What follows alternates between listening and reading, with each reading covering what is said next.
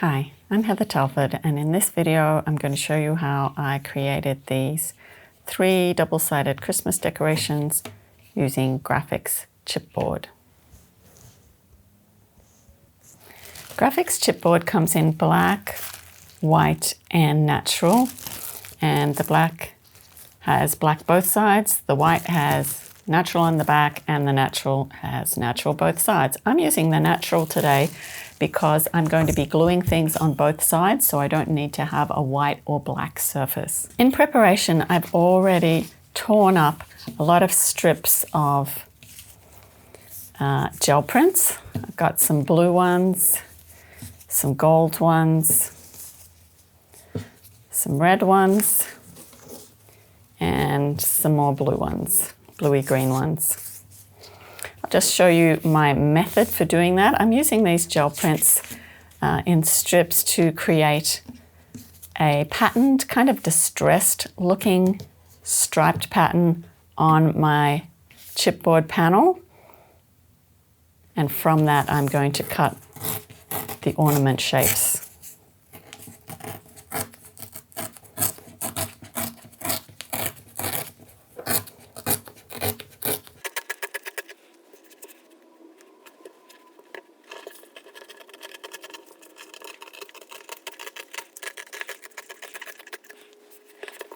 I'm tearing strips in different widths just for interest when I glue them all down. And I have found that sometimes it's easier to tear off the large piece than it is to tear off the small piece. I'll just do a couple more and then we'll get gluing. Now obviously my piece of chipboard is not as wide as these strips, so I'll just halve them.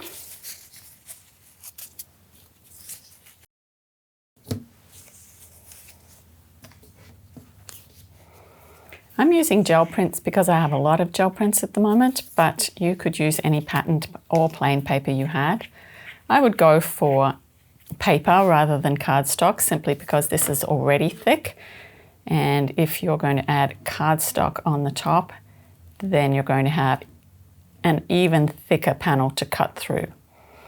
And I'm putting paper on both sides. So yes, if you had chipboard, paper and cardstock, then that's getting pretty thick, probably thicker than you want. I'm using a glue stick because the glue is drier, and that way it won't all soak straight into the chipboard, which is quite absorbent, and it will dry faster and I can move on. But you could use a gel medium, that would work as well.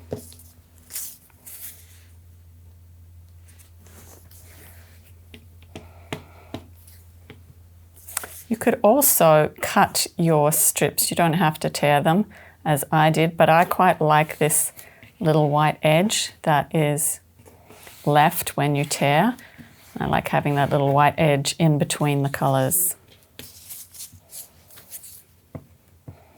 It gives it a little bit of a distressed look, the torn edge, and also these gel prints are on rice paper. You certainly don't have to use rice paper gel prints or rice paper at all, but I get that distressed look, and then the little torn edges gives me even more of a distressed look. Make sure that you are generous with the glue as you lay it down, because you want every little bit of the paper strips to be glued down, because when we cut the shapes out later, anything that wasn't glued down could flap.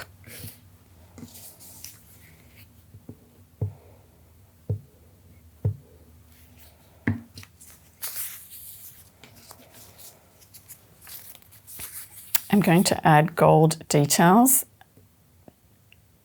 later in this project, so making sure I feature some of these strips that have gold on them will just tie everything together.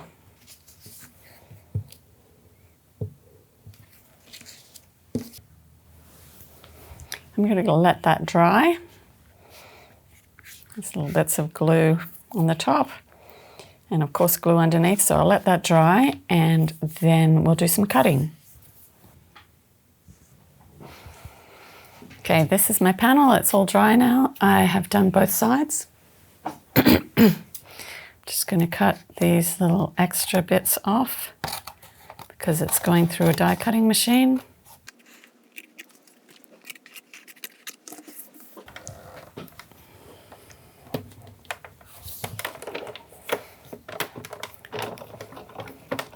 So obviously to cut through chipboard, you need a different type of a die. If you have an electronic cutting machine, you could do the same sort of thing. I don't have one of those,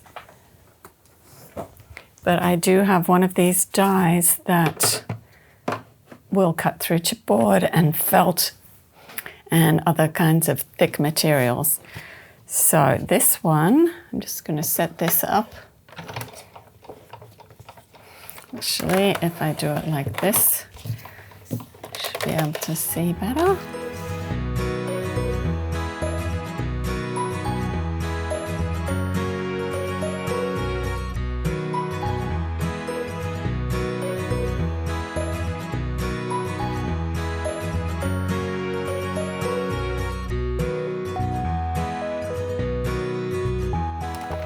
And the chipboard cuts beautifully.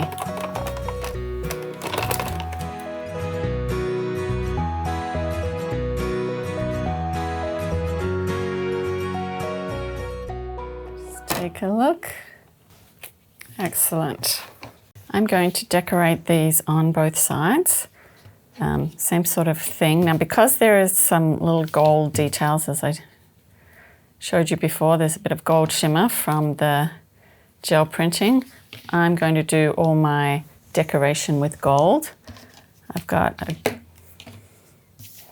a gold gel pen, a gold paint pen, and some gold paint.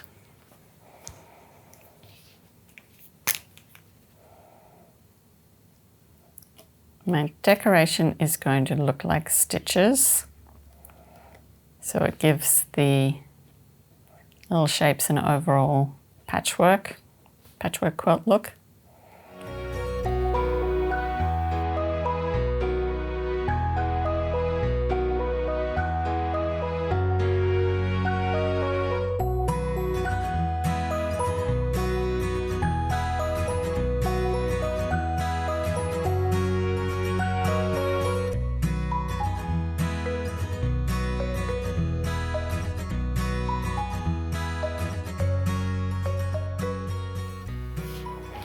So you can do little lines like that. You can also do a stitching line all around the outside. That looks pretty cute as well. Not that you have to do any extra decoration. The strips of pattern paper look nice by themselves, but I just like adding a little bit of extra fancy gold detail.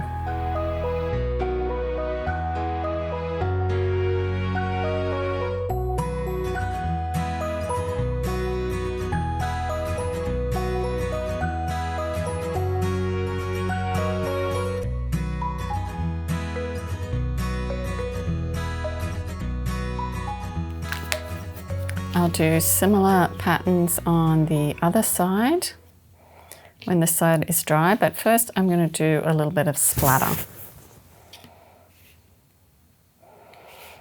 I think this might be the best gold. Some of the other ones are a little bit too yellow.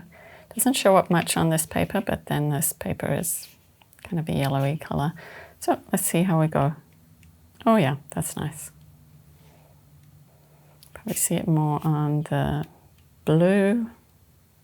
If you're using metallic watercolors, just make sure you mix the water in well, so you get a good amount of shimmer on your brush.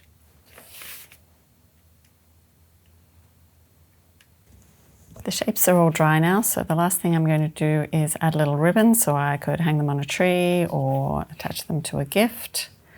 This is chipboard, so obviously you need something with a little bit of serious heft to create that hole, but you could hammer something through if you didn't have one of these.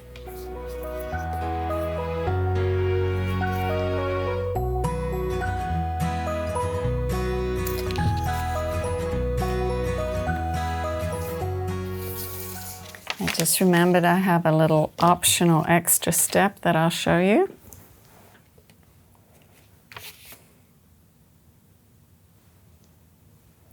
And by going around that edge a little bit, it paints the edge, which is just chipboard colored, but a little bit spills over onto the front and back as well, which gives you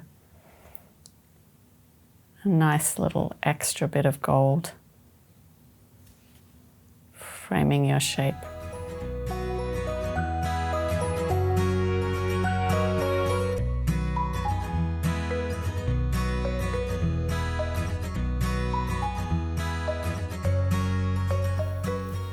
I hope you enjoyed this project. For more projects and ideas for using Grafix Chipboard, make sure you check out their YouTube channel and their website.